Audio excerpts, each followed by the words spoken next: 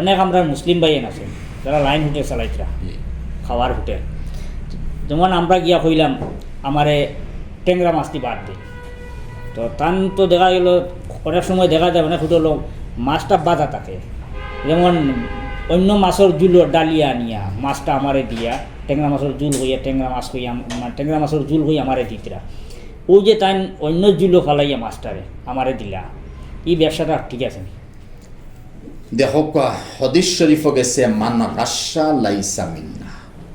যদি কোনো মানুষে ব্যবসা বাণিজ্যত এই মতো মিলাউট করে কম বেশি করে, যেমতো আমার এই বাইর মাথে বোঝা গেল এই মাছটা আলোক রান্দা বা বিরান করা ফ্রাই করা আছে, আর ট্যাংরা মাছ দেও তাই জুল আনি মিলাইও আনি দিলে এত বড় দুকা চলে, জুল মিলাই দিয়ে এই মতো দুকা শরীয়তে মানে না, হারাম। নবীজে ফরমাইনি গো আমার থাকি নাই গো আমার থাকি হরাই, মানে দুকা দিলেইছে, এর লাগি ই দুকা দিবা না। তবে অন্য এক মাত মাতিব, মাছ গরে মুসলমানে মানাইছে, জব করছে, সবজি বানাইছে, তরকারি ফাঁকাইছে, হব্বা আলহামদুলিল্লাহ, খাওয়া যাইজ, না খাওয়া বালা তাকওয়া বালা। আবার এক মুসলমান হোটেলও, এখন গরে মুসলমান বাদ দিলাম, এক মুসলমান হোটেলও আমরা ফুলাও খাইয়ার, বিরিয়ানি খাইয়ার,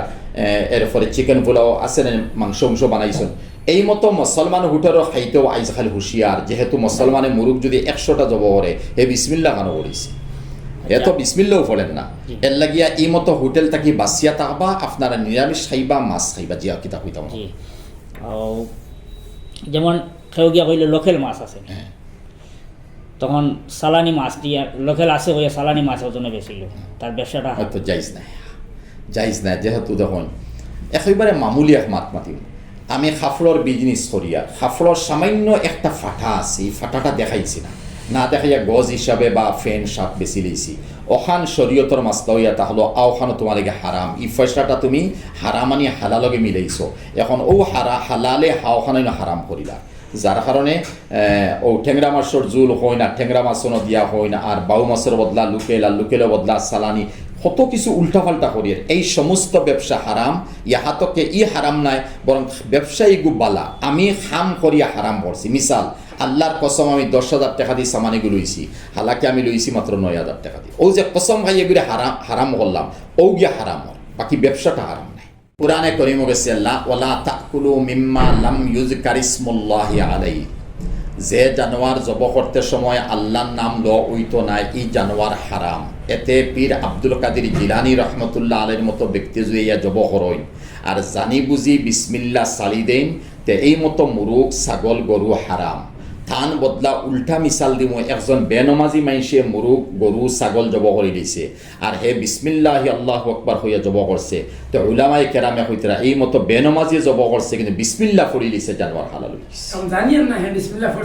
এখন মাতিয়া তাহলো ই বাইর হে বিসমিল্লাহ পড়ছে নি না, হে তখন আমি বিসমিল্লাহ হইয়া জব করছি হালাল, কিন্তু আমি বুঝা লাগবো তার মধ্যে হালাল কতখান আছে, হয়তো হে রাইত মদ খার, এরপরে গু বেনমাজি, এরপরে হোটেল খান কিলা চালার আমি দেখি, আর যার কারণে আমরা মুসলমানে এই জিনিসটাই বাঁচিয়া চলতাম। ইলা হোটেলও খাই যদি বস মখতসর কিছু মাছ বা অন্য